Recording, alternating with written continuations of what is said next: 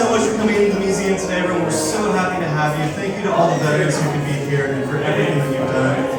And thank you to the City of Hermosa Beach for putting together this wonderful slideshow and the excellent event up on the lawn. Thank you very much.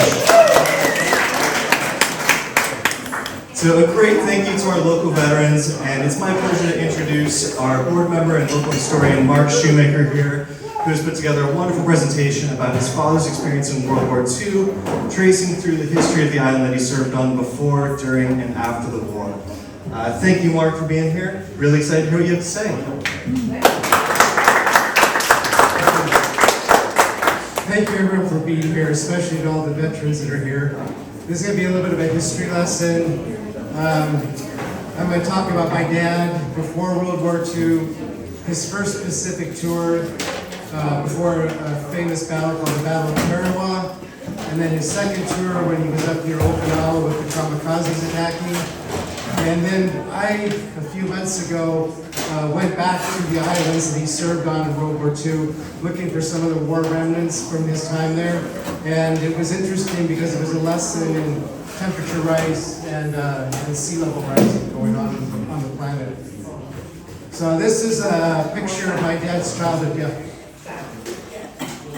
More? Okay.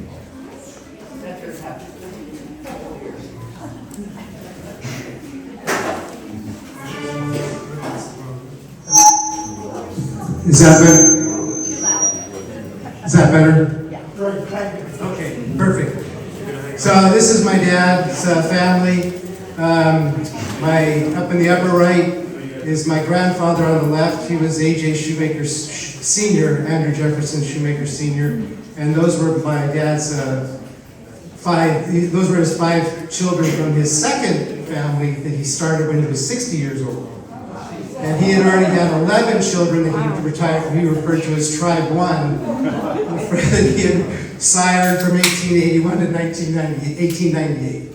And so yeah, he was quite the stud, I guess. And he was a farmer and bank president. My dad was active in the Future Farmers of America, and he left home during the Depression in the late 1930s to work on a farm in Iowa. That's my dad in the center, kneeling down in the bottom picture there on the bottom left. I had the star in the wrong place, that moved on. Okay, so he's in the center there on the bottom.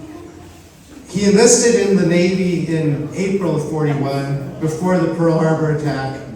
And in 1942, you might remember there was a retaliation against Pearl Harbor led by Doolittle. He did a raid on Tokyo with B-25s.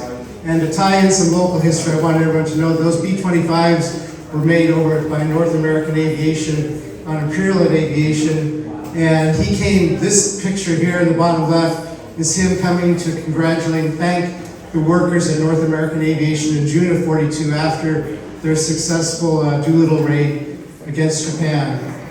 So my dad was based at Camp Pendleton.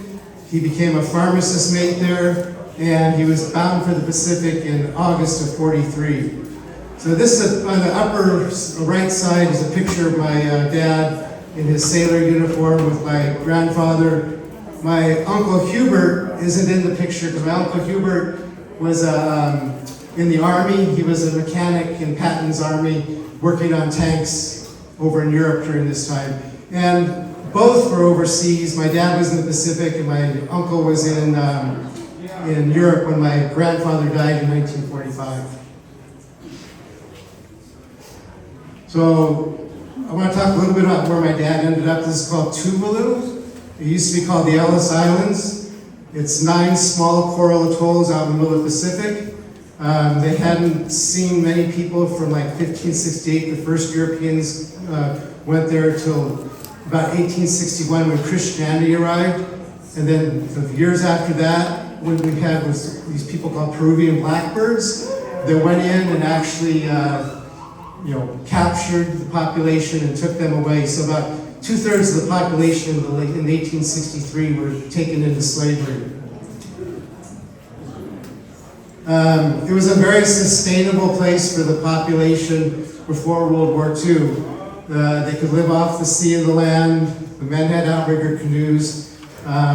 They could grow, they could get fruits from papaya, banana, breadfruit, coconuts, and they also had this staple called taro or poi in Hawaiian. It's the main source for carbohydrates. It was grown in palakas.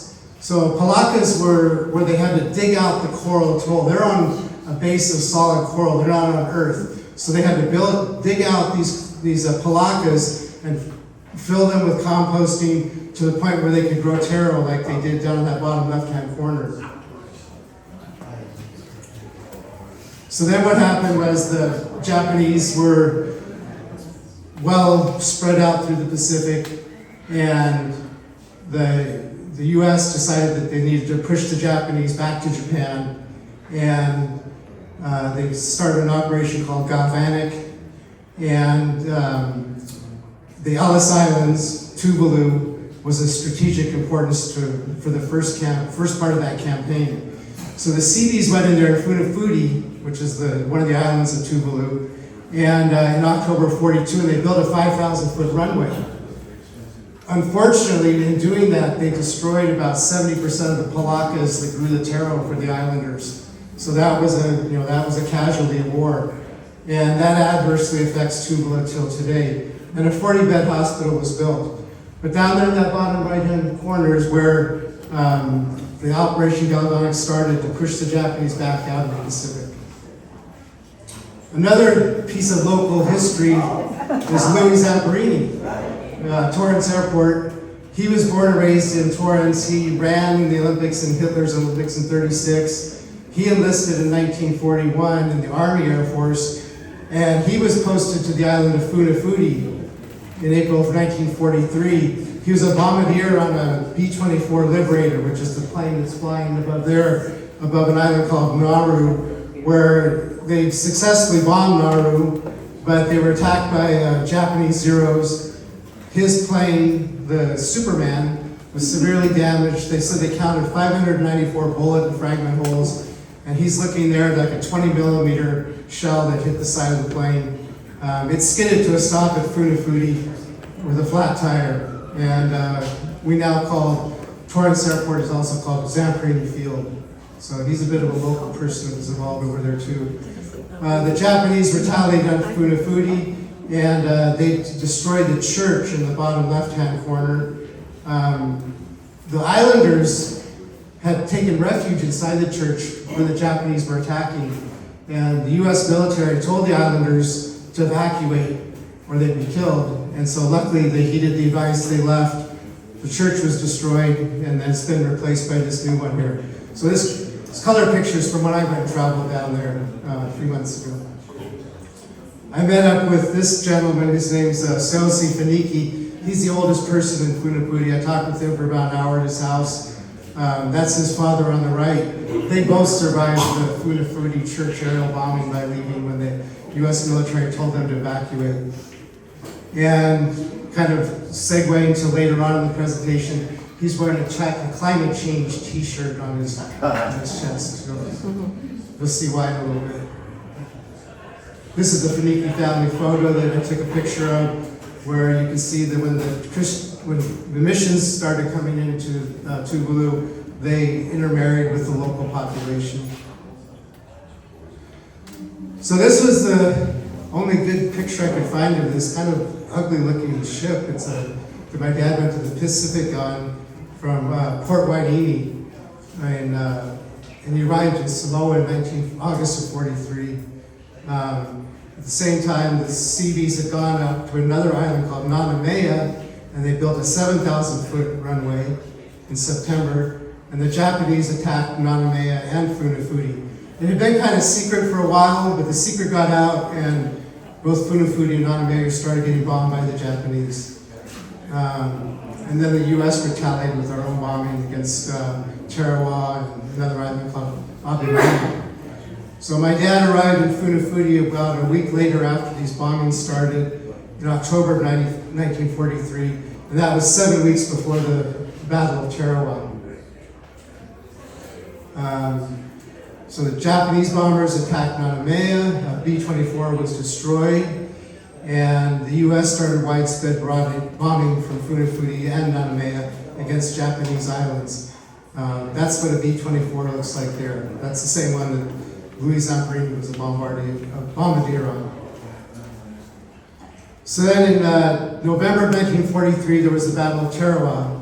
It was a small island about the size of Central Park.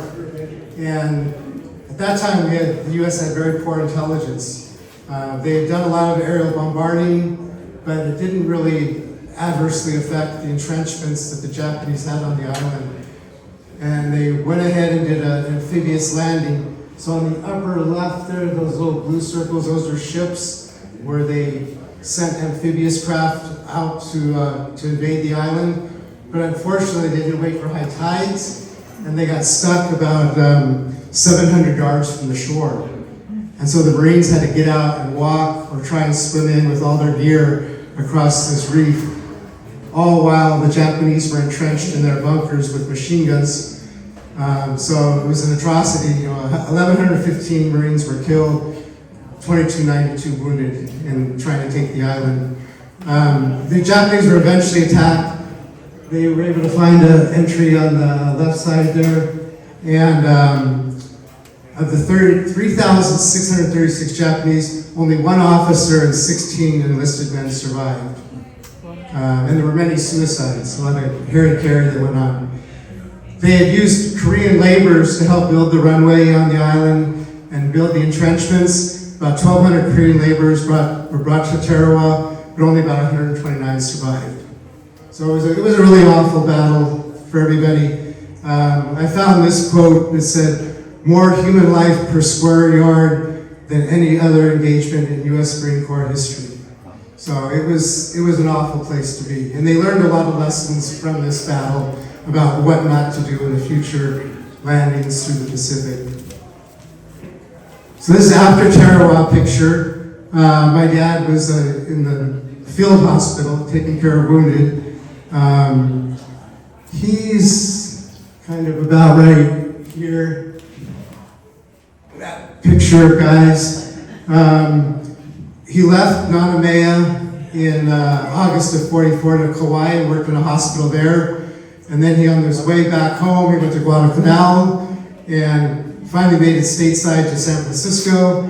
And he was able to go home and to Kentucky to see his mom and family. Then after that, he did his second Pacific tour. He departed to the Philippines in March of 1945, and he joined a Fletcher-class destroyer called the DD-570 USS Charles Ausburne. And it was towards the end of the Philippine campaign, and he went up on the ship, on this destroyer, to Okinawa. And at that time in Okinawa, that's when all the kamikazes were attacking US ships. So we pushed the Japanese all the way back across the Pacific. Okinawa was kind of their last stand. There were approximately 2,800 kamikaze attacks. 34 Navy ships were sunk. 68 were damaged. It killed about 4,900 sailors and wounded over 4,800. In looking at my dad's war records, his ship was attempted to be attacked, but they didn't get hit, so he was lucky. And then soon after Okinawa, the atomic bombs were dropped on Hiroshima and Nagasaki, and the Japanese did an unconditional surrender in August of 45. The war was finally over. So now it's peacetime, and they went from Okinawa to Honolulu, where they got free beer, and they went to Washington, D.C. via the Panama Canal, and they went up the Potomac on 17 October 1945. Some of the red arrows, I don't know if you can read it, saying that in the 10th of September, they thought they were going to be going to Washington, D.C. The voyage was uneventful but pleasant. The Charles Ausburne was well on its way to becoming a peacetime ship. And at bottom arrow, there was free beer for the men at the recreation center and free chick books for the officers at the club. So the war was over and everyone was happy. These are a couple black and white photos that my dad had that I colorized. The Charles Ausburne got a Presidential Unit citation on 19 October 1945 on the Potomac River outside Washington, D.C. Admiral 31 Knott Burke, for people that know Navy history, they'll probably recognize that name. He was the Chief of Naval Operations who gave the citation, along with James Forrestal, who was the Secretary of Navy. My dad is in the top picture, second from the left, and on the bottom, fourth from the left.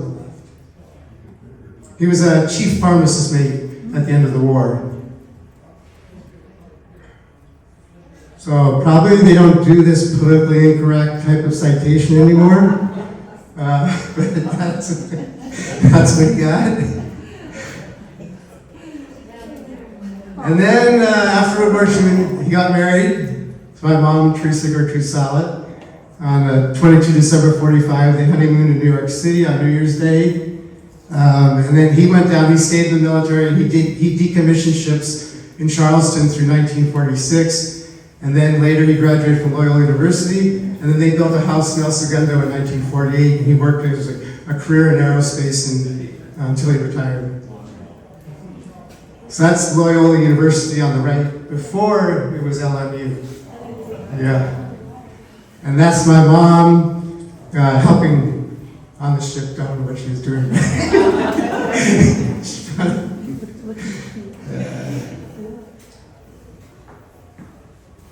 So I decided to go back and see these islands. I'd always heard about them and I was interested. So my plan was to go there and explore for war remnants and do a lot of snorkeling. I thought, well, I'm going to be in the Pacific. I'm going to do all this snorkeling. It's going to be great. So I had all my nice snorkel gear, and I flew to Tuvala.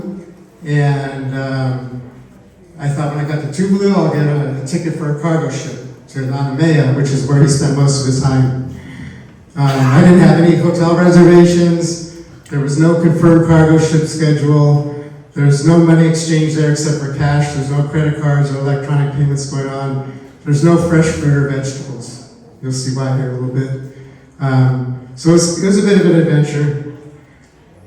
First war remnant I found was the commercial runway, which is the one that they built on Funafuti and destroyed the 70% of the Polaccas were underneath that runway. So they get 3 flights a weekend on that plane from Fiji. 72 passenger plane. This is what is now what used to be called a borrow pit, but now it's the island dump. So when they built the runway, the Seabees had to get material to cover the runway surface, and they built a big trench. Well, over time, that trench is filled up with all their garbage.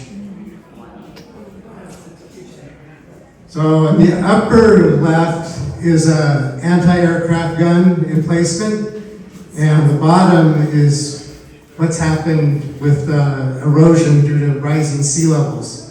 So that gun emplacement is now sitting out in the tide line, outside the tide line. And all the trees and everything that used to be around there in that upper left corner are gone. So that's a pretty good indicator of how much land has been lost to rising sea level. We went out to this little islet outside of Funafuti to a Quonset hut that used to be a communication site that was hidden out in the jungle on that island. And there's the inside of the old Quonset hut is still standing. This was another island we went to, islet we went to called Fualafeki, and there again, cement remnants where there was a loading ramp that went all the way out to kind of where that rock line is out by the waves. Used to be a loading or an unloading ramp, a loading ramp for ships, but that's all been eroded away over time. So then I wanted to leave Funafuti and go to Nanumea, so I had to get on a cargo ship, and this is what it looks like when you travel on a cargo ship.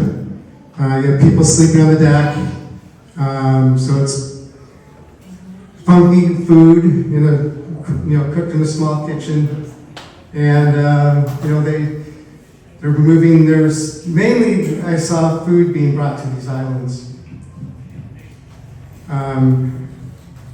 back in World War II, there was a landing ship that went to Nanumea, and it ran aground delivering supplies to the military. So when we approached Nanumea, you could see that outline of the old landing ship still eroding away in the water. And then on that bottom picture, you can see where they're trying to build up sea barriers to protect the island.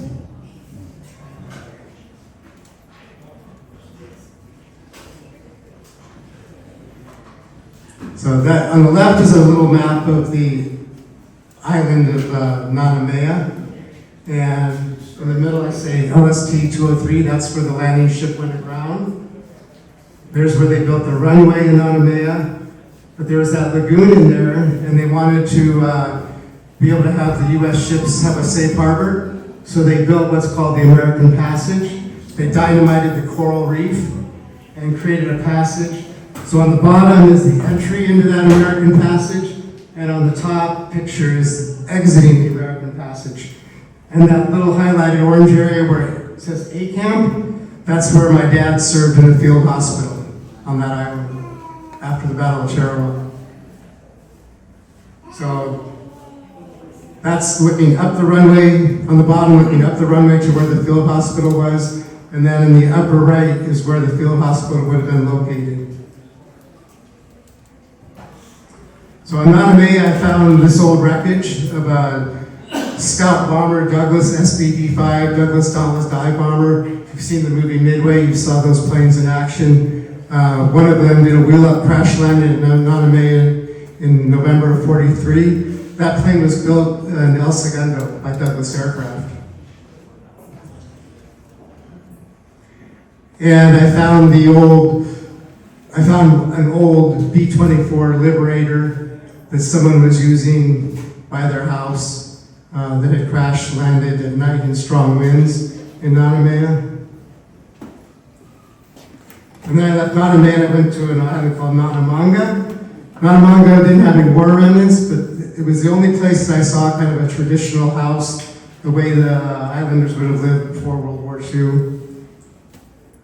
And now this is what's happened to their lifestyle with water warming and rising sea levels. The coral's all dead. So my plans to snorkel didn't happen. Warm waters killed the coral. It's covered with what's called brown turf algae now, and there's no fish to be seen in the waters.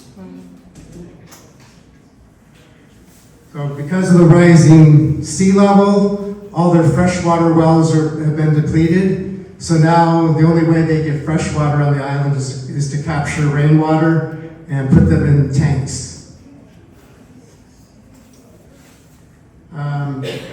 Because the sea level's risen, they can't grow vegetables like they used to. So there is some attempt to do some agriculture on the island with these raised beds that are paid for by international aid. But for a population of about 9,600, they don't grow near enough fresh vegetables to support a population of 9,600. So they import a lot of stuff. Those white bags are what's called mill mix. Mill mix is what's replaced coconuts and food scraps for raising pigs on the island. On that bottom right, you can see a pig pen, and you can see all the beach is gone. It's just rock, rubble, and there's no more sand beach surrounding the island. So this is kind of their diet. This is what I eat for a couple weeks. A lot of rice, a lot of canned food, some meat, but not very many fresh vegetables or fruit.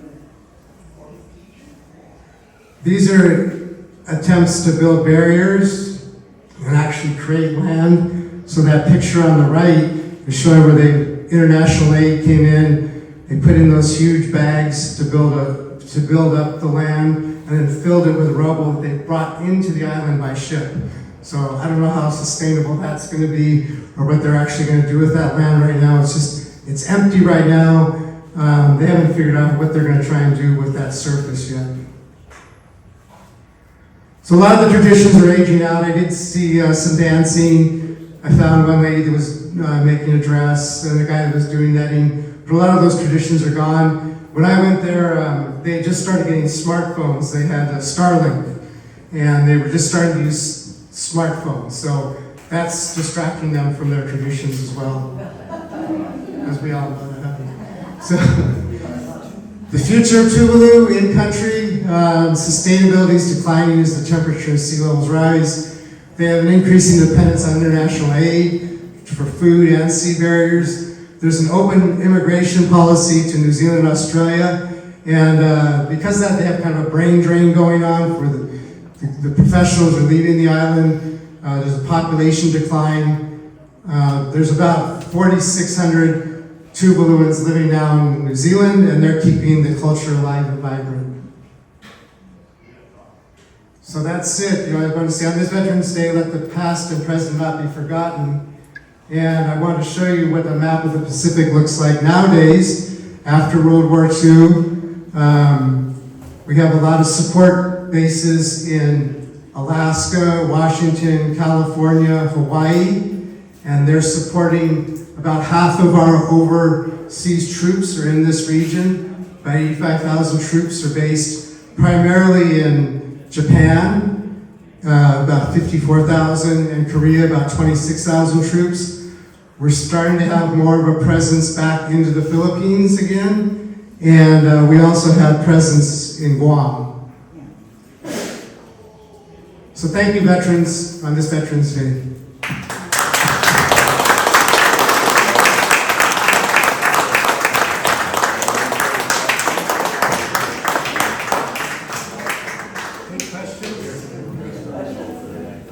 Mark, your dad, post-war, he worked at aerospace, Northrop, did you say? He worked for several different little companies as like a controller and auditor, and then he ended up retiring from Aerospace Corporation as a defense contract auditor. But he had been involved with Northrop Corporation. It was an auditor for the government when Northrop Corporation first sold the F-5 fighters to all of our allies overseas. So if you take he went to Saudi Arabia, and that was the first time they did a foreign military sale of a jet fighter. And if you look at a map back in the early 70s when the Cold War was still going on, all those countries in the Middle East that have problems now used to be our strong allies with Northrop F-5 fighters that we supported.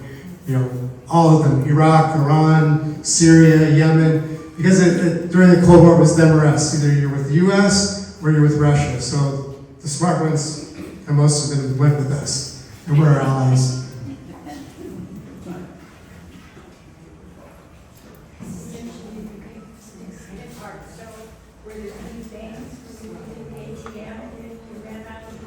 No, there's no ATM. They have a Wells Fargo office, but it wasn't working when I was there. And luckily I had taken enough cash that I was able to figure out a way to get changed into local currency. Yes? Yeah. So, good question. So if you do rate it before you fly there, and if you don't have money, then that's it. Right. So you have to really make sure that you have enough money because there's no bank, no way. Right. And you bring Australian dollars, you can change Australian dollars for Tuvalu money. Yeah. But they're not taking dollars. No. Not US dollars.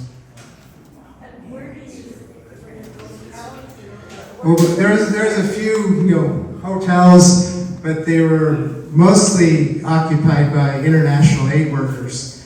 And so I tried to email ahead of time and get a place to stay, and kind of got a confirmation. So when I got there, I actually did have a place that they kept me a room at this one place. But when I came back from Nanamea, then I didn't have a reservation again, and I had to look around town to get a place to stay.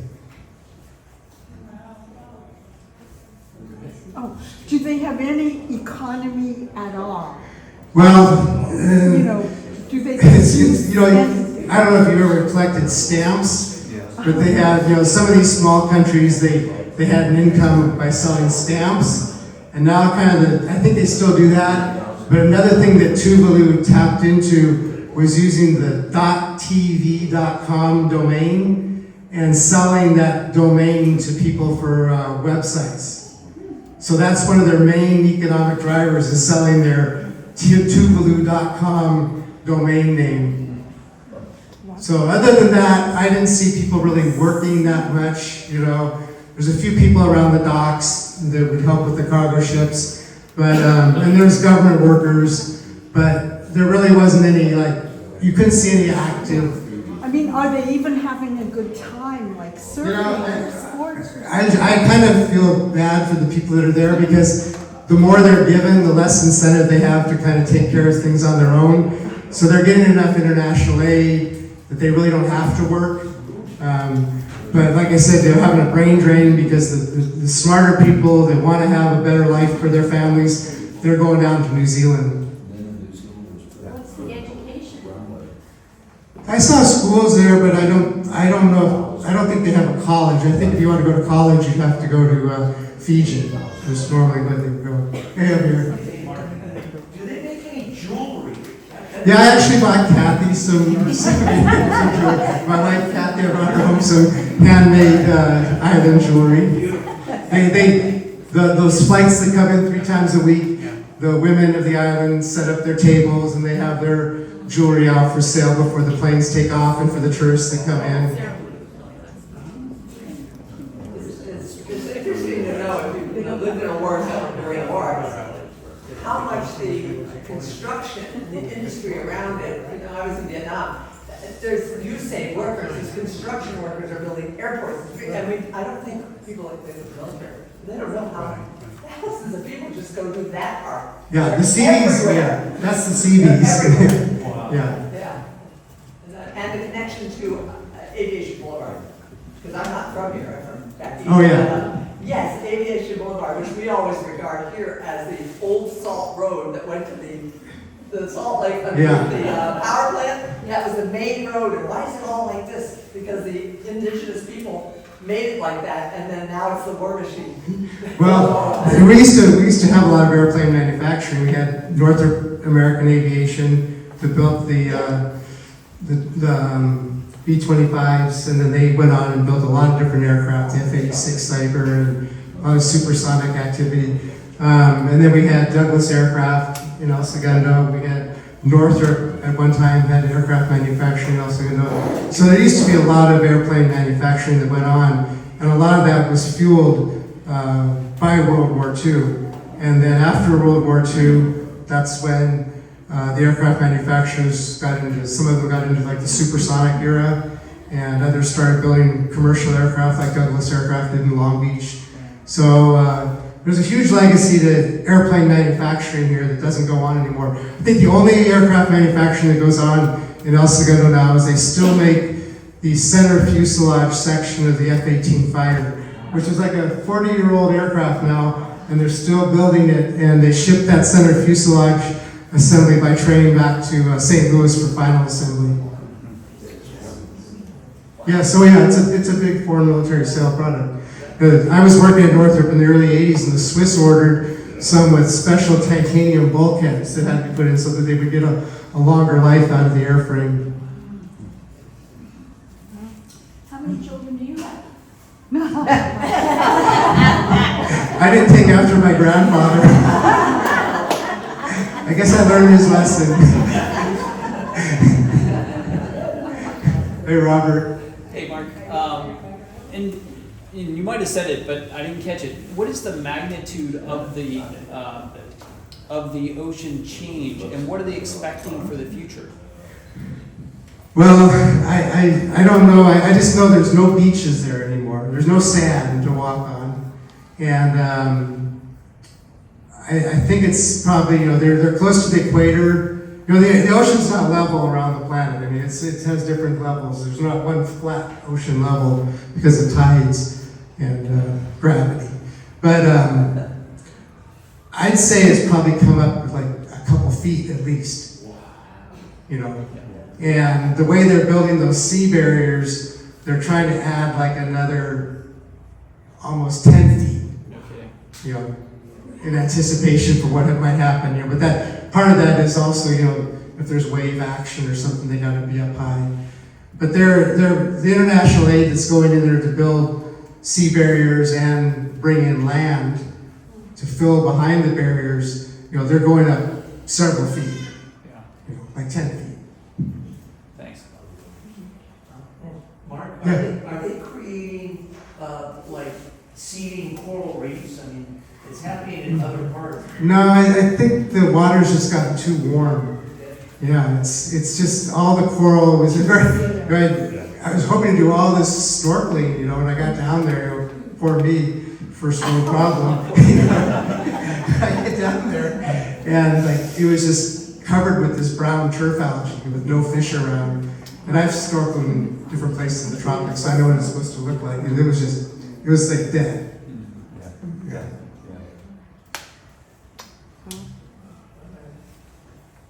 Go ahead. Mark, this is a little different question. My own father was in the Navy as well during the same time period. He passed, unfortunately, when I was very young, and so I know very little other than to know he was at the Battle of Saipan. Mm-hmm. So my question really is a research question. How do you get started? If I wanted to recreate what you've done, Well, how do I get started? I start out with Ancestry.com as a genealogy tool, and because that keeps everything in chronological order about the person. And then with Ancestry.com, you can start pulling in a lot of public records, and they're affiliated with a military site called Fold 3, which is named, when someone dies, they give the flag in a triangle. So that's why this website's called Fold 3.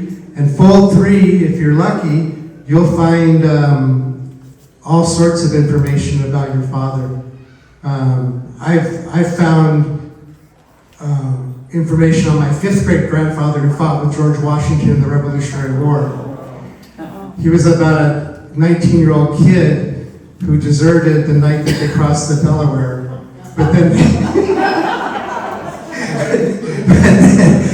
then he was taken back a couple weeks later without punishment and served his time. But I think he didn't like that cold water. Look. So Fold 3 is a great resource for military records. It's all been digitized, so it's searchable, so you can find stuff there. And then there's also Ancestry's affiliated with newspapers.com. So I research during that time period, like when your dad was serving, you research for newspapers about any activity or information about the locations he was in, and then you can start figuring out what the operations were and where he might have been. So it's peeling back a lot of layers of the onion. But Fold 3 is a great place. If you're lucky, you'll find a lot of records. Did you, second part, did you involve the government websites for World War II that show, for example, I would like to get his full military record of what stations he was at and what jobs he held? Yeah, I did that for both my brother who served in Vietnam, and I could do footsteps of my brother. I went to Vietnam about a year ago with my wife, and we went to some of the places my brother served. And I came across a place where you could request military records. And so I have the full military record for my brother. I think it's basically their discharge papers. Right. That has all their activity and what rank they ended up with at the end of their service. But yeah, I've done that as a government search. But a lot of it has just been through Ancestry's, newspaper.com, the Fold 3 website, and then just doing Google searching. Thank you. Yeah. Any other questions? Okay, well, thank you all for coming, and thank you again for your questions.